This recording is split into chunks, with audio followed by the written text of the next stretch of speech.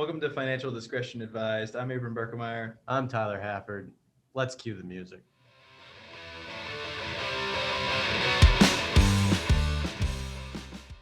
Hey, everybody. Thanks for joining us today. We've got special guest Craig Joncas on unofficially for the fifth time. We had a lot of audio problems today. So this is our special guest, evidently. So yeah, better guest. We're going to keep treating you well so that you come back eventually, even though we're going to clean up the stock game today. So we might not want you back after that. But Craig's on because we're going to talk about advisor compensation today and talk about fees.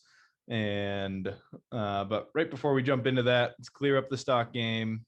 Last time Craig was on officially was for the Roth Conversion podcast. His first time was on for the Teamwork podcast, and now he's joining us today. When we talked about the Roth Conversion podcast, we were doing a little stock game. Tyler and I have been blown out of the water and have dropped the stock game since Craig kicked our butts. I'm really hoping that the audio works on this because I cannot relive this again. Right, we keep rubbing it in each time we re-record. But why don't we give people the numbers? Yeah. So Tyler had Roku since our last podcast with Craig. It's down at a 1.6% loss. I had Tesla, 7% loss, and Craig, the whopping 25% gain on Genworth. So kudos to you. Nice. The more you brag, the less likely we are to have you on for another podcast. Guys managed to lose money in a raging bull market. I was going to say, for anyone, this is a good reminder that don't take any of our recommendations. These are not recommendations. It's just a game. Abrin and I were able to pick the two stocks that did not go up since January 29th, and Craig hit on a penny stock. So and if anyone out there is looking to be a financial advisor, I might need to be replacing two of them soon. So reach out. All right. All banter aside, let's talk about advisor compensation. Let's do it. Really, two ways advisors are compensated. One is commission-based, and then the other one is fees charged directly to clients. So let's jump into commission-based work, and then we'll talk about direct fees, and then we'll talk about how that correlates into how advisors market themselves and how they charge their fees and things to be aware of. So yeah, where do you want to start? Commission-based work? Let's start with commission-based work. Yeah, Greg, why don't you dive into that and then walk us towards fee only, and then we can kind of examine the hybrid of those two different models. Yeah, sounds good. So I think like Abrin said, the two ways to get paid, commissions and fees, and like Tyler was saying, that's going to break down into three different models for how an advisor chooses to market themselves: commission-based or commission only, fee-based, and then fee only. So we'll walk our way towards that as we go. Yeah. But commission-based, pretty straightforward. As fee-only advisors, which we'll get to in a little bit, a commission-based model obviously isn't a favorite of ours. But one thing you got to give credit to the commission-based model for is what you're getting. Commission-based advisor typically is somebody who is an agent of an insurance company. As an agent, that means they owe their allegiance to that insurance company, and they're going to be selling you products or mutual funds that pay them a commission for that sale. Right. And that's the only way that they get paid is on those commissions. That can come, up front. It can come in the form of trails, which would be like ongoing compensation to that advisor for the sale. Yeah. Typically, that advisor gets to pick how they're compensated, whether it's upfront or ongoing. But you as a client understand that you're getting sold something for a commission, and in some environments that works well. Yeah. And just to jump in before we move forward, any older folks listening to this may remember, back in the day, the only way you had access to stock markets, call a broker, put in a trade, you'd pay commission on that trade. And that's how that financial advisor would get compensated by, buying and selling stocks for you. That settled commission model. Yep. Certainly not the way most people are doing it today, but it's still out there.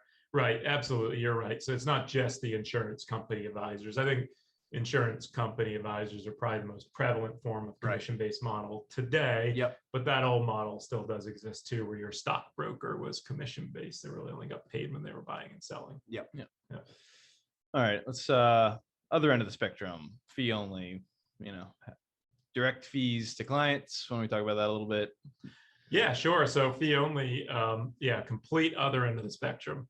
Really, the definition of fee only is that those advisors can not be paid through any other means other than the fees that they charge directly to their clients. So those fees usually come in the form of either a percentage of the assets that they're managing for clients, or some sort of fixed fee, hourly fee, monthly fee, or something like that, to kind of be kept on retainer with the advisor and do financial planning work and investment advisory on occasion. So yeah, those advisors, complete opposite, can't do anything for commission.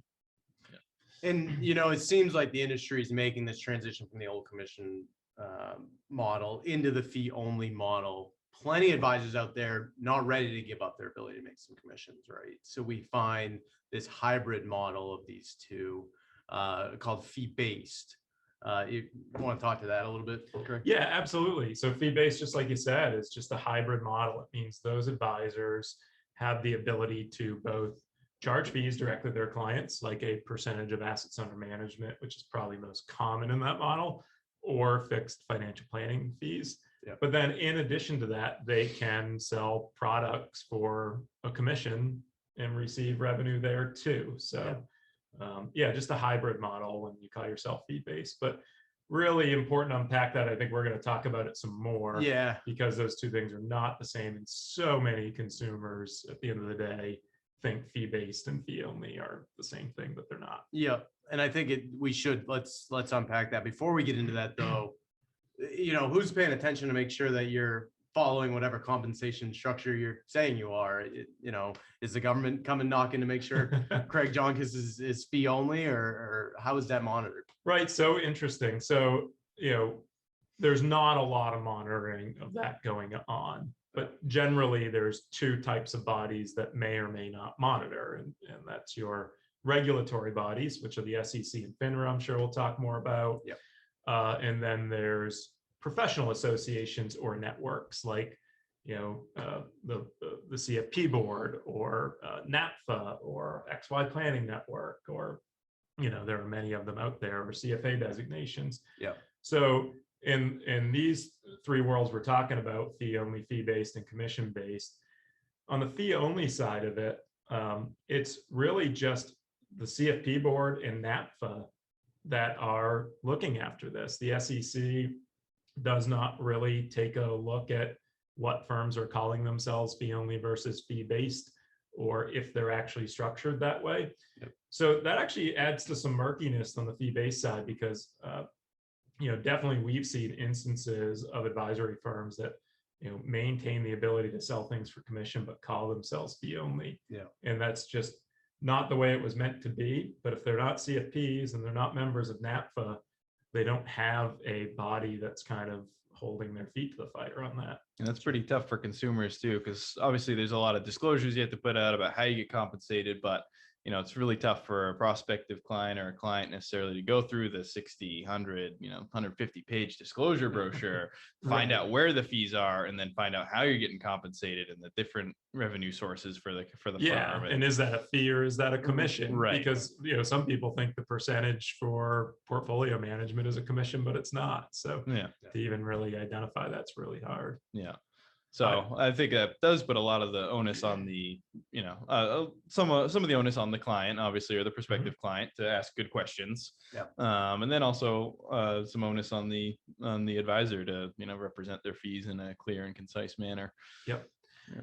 Definitely. Yeah. I think, anytime I'm talking with a prospective client and we're talking about this, the first step is I always recommend, ask your advisors, how do they get paid? Are they fee only? Are they fee based? What's their structure? I think 90+% of the time, you're probably getting a straightforward, honest answer. But I do think we live in a world where trust but verify makes sense. And if you want to verify it, I think the best way to do that is to look through their ADV brochures, understand where they hold their licensures, if they're members of NAPFA or if they're CFPs, and if those appropriate bodies are actually holding them to it. Yeah. And I think it's important to be asking that question. And the reason is not just, oh, geez, Abrin makes his money off commissions or fee only. It has a direct correlation to the type of service you're getting, right? And I think that's what we were talking about, breaking down a fee-based versus fee only. In that fee only model, the only one who's paying that advisor is you as the client. Right. In the fee-based model, you're paying that advisor, but the advisor also might have some outside actors who could kick them some money if they're going to kind of present products to you and you're going to purchase those. So why don't we get into making sure to know the differences between fee-based and fee only, so we're not getting tripped up by those types of things. Yeah, sounds good. So I think maybe I'll start with kind of the most common trip up that I see, like in the fee-based side of things. So, fee-based, I think, has the potential to be the most murky out of the three models. Yeah. If you're fee only, you've committed to a no commission setting. If you're commission only, you've committed to a commission setting. Yeah. But fee-based is kind of this, hybrid model where the advisor can be kind of slipping things in and operating under, different compensation arrangements at any time. So, the most common thing that might occur under a fee-based model where there's a commission being slipped in is like the sale of a mutual fund or variable annuity product. Yeah. And it's because those things just feel a lot like the ongoing investment management that you might be getting from the advisor. They're managing a pool of your money. Then one day you do a review and they say, this variable annuity from, Jackson might be, appropriate for you. Here's a little bit about the investments, and they make you sign something. It just feels like more asset management. But at the end of the day, those variable annuities can pay an advisor, 6 to 8% upfront. Yep. That is motivational. $100,000 that's being put into a product like that. That's $6,000 to $8,000 of commission. Payments being made. So.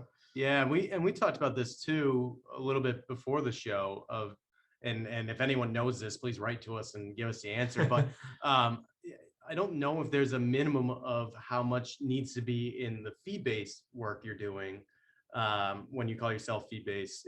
Can I be managing $2,000 for you and charging a fee on that, but sell you a $200,000 annuity and still say, well, I'm a fee-based advisor and doing that? I don't know if there is any type of restrictions on that.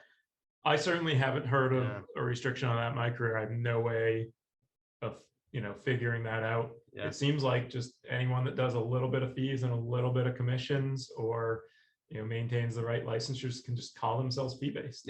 And the good fee-based advisors are probably doing 90+% of their stuff through fees. The ones that I think are probably just trying to hide most of it are probably doing it the other way around, 90% of their stuff through commission. But again, they're tough for the end consumer to really know what's going on when somebody calls themselves fee-based. Right. And the big thing here, I think, as well with fee only and fee-based, is that there's a standard of care that is different between the two models, right? And Craig, I'll let you dive into the suitability versus the fiduciary standard here. But, you really want someone who is only acting in your best interest and putting you before themselves. Not necessarily the case when you're working in the fee-based model. Yeah, exactly. So I'm gonna back that one up and might go down a little bit of a rabbit hole here, but yeah. So different standards of care in these models. So generally in our industry, there's two regulatory bodies that might regulate advisors. Those two are FINRA and the SEC. And advisors can choose to register with either both or just one of those entities and hold themselves out there as a financial advisor. In fact, you don't even need to register with either, and you can actually call yourself an advisor, but that's a longer story. So FINRA holds their advisors to a suitability standard. And that just means that recommendations made by the advisor just need to be good for a client. They don't need to be best for a client. Right. And there's also a big difference there, and that's at the moment of a recommendation. So it's a moment in time rather than an ongoing duty of care to a client to understand their financial situation, keep up to date, and make best recommendations. So the suitability standard is what FINRA holds their advisors to. The SEC holds their advisors to the fiduciary standard. And, the fiduciary standard is definitely out there in the news. I think a lot of consumers have heard that word, know that it's a stronger standard of care, but basically just means the advisor needs to put their client's interests ahead of their own interests, and requires that ongoing relationship of knowing your client, knowing their financial situation and goals, and making sure that they're doing things that are in their best interest. So definitely a stronger standard of care. And as that relates back to those three models, a fee-based advisor registers through both FINRA and the SEC, which is why they can place commission business through FINRA, and they can place fiduciary fee-based business through the SEC. Yep. So they can jump back and forth, and we're just never really sure. The fee-only model is the only model that acts as a fiduciary 100% of the time. And it's because a fee-only advisor actually strips their licensure with FINRA. They don't have insurance licensure. They only maintain licensure through the SEC, which is held to that higher standard and doesn't allow for commission sales. Yeah, and that's one way that any client or prospective client could quickly, at a glance, find out if an advisor is fee-based or fee-only. Any business card or email handle, you'd see the FINRA disclosures, and then there you know that they could be doing some type of commission-based work, and they're fee-based, not fee-only. Yeah, exactly. FINRA calls their advisors brokers. When you look them up on FINRA broker check, there it is right there. It's a broker check. They're selling things for commissions, and so you can look them up online and check them out. But they're going to be selling things, and the SEC calls their advisors fees for advice. And the industry seems to be making the transition from the old commission way of doing things to the fee only way of doing things. Obviously, if we break out a suitability standard versus a fiduciary standard, as a client, you would probably tend to want that fiduciary standard. So I can see why the industry is moving that way. I also believe that's why the titling of fee-based is almost kind of like fee only, right? It's getting them closer to that standard of care, which I think seems superior, but really important for people who are working with their advisors to know the distinction between those two. Yeah, absolutely. Got to kind of peel the cover off and look underneath what's going on behind the scenes. And like I said, it starts with asking, but then verify too. Yep, definitely. So yeah, in the fee only space, how do we get paid, Craig? What are the kind of the mechanisms that somebody might be paying an advisor for work that they're doing, whether it's asset management or financial planning or both? Yeah, great. So you mentioned at the start, really the way that we get paid as fee only advisors is through a percentage of assets under management, and that's usually to manage a portfolio of assets on an ongoing basis for clients. We manage with discretion. Not all advisors do, but we do. And then the other way that a fee-only advisor might get paid is through some sort of fixed fee.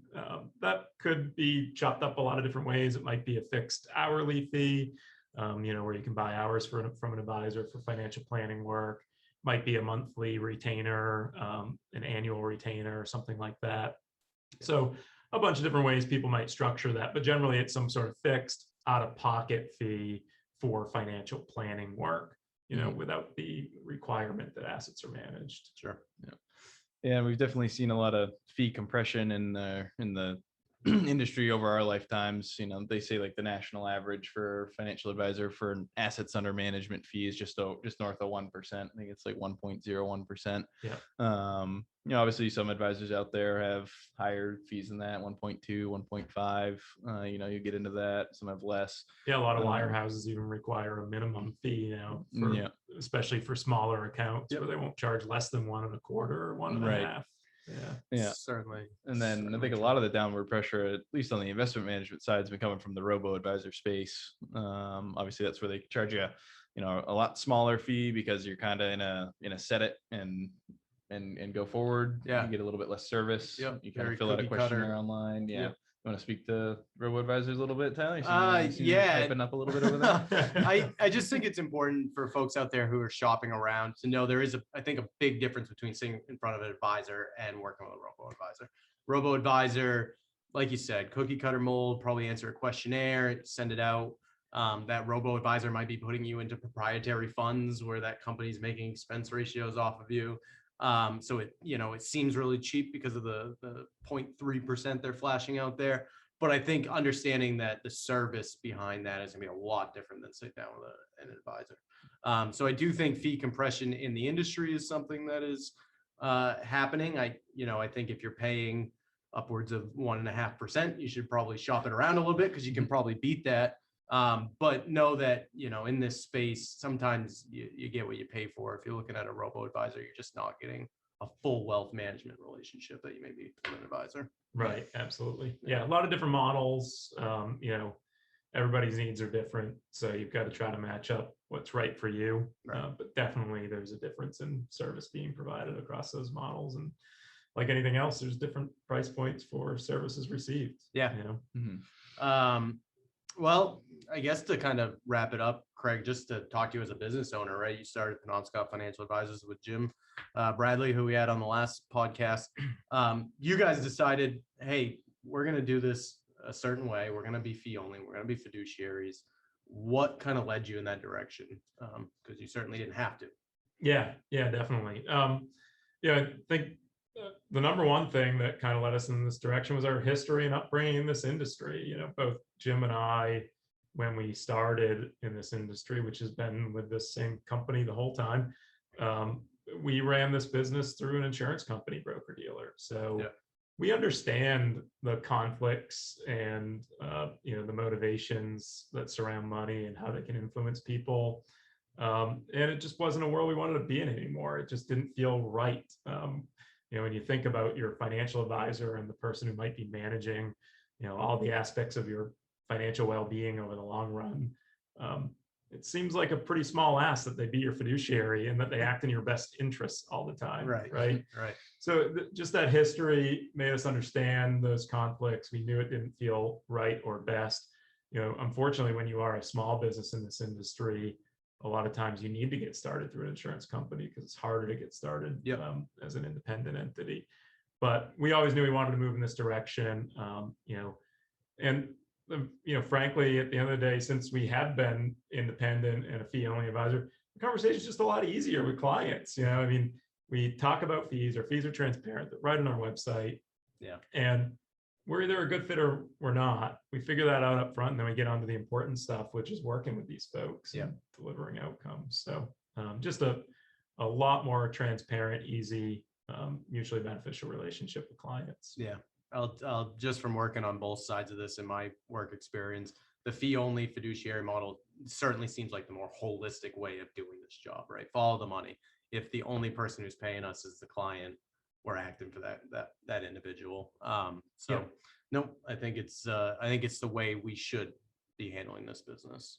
Definitely. Yeah. Well, thanks for coming on again, Craig. Maybe we'll have you sometime on in the future. We'll see. I enjoyed it. Yeah. Well, I'm noticing that you're not asking for my next stock tip, No. So I assume I will be invited back. You guys want to put your tails between your legs again. I'll tell anyone listening, find us on any podcatcher, YouTube out there. Jim has written some good blogs on this stuff, so check out our website for that. This is a good piggyback on the conversation of our first episode, What the F, where we talk about the fiduciary standard and suitability standards. Still one of my favorite episodes. Yeah. First episode ever, but quality. Love that one. So go back and check that out. Yeah. And fair warning, audio quality today is a lot better than it was back then. So absolutely. You've been warned. Speaking of audio quality, I hope this one worked. The foregoing content reflects the opinions of Penobscot Financial Advisors and is subject to change at any time without notice. Content provided herein is for informational purposes only and should not be used or construed as investment advice or a recommendation regarding the purchase or sale of any security. There is no guarantee that the statements, opinions, or forecasts provided herein will prove to be correct. Thank you.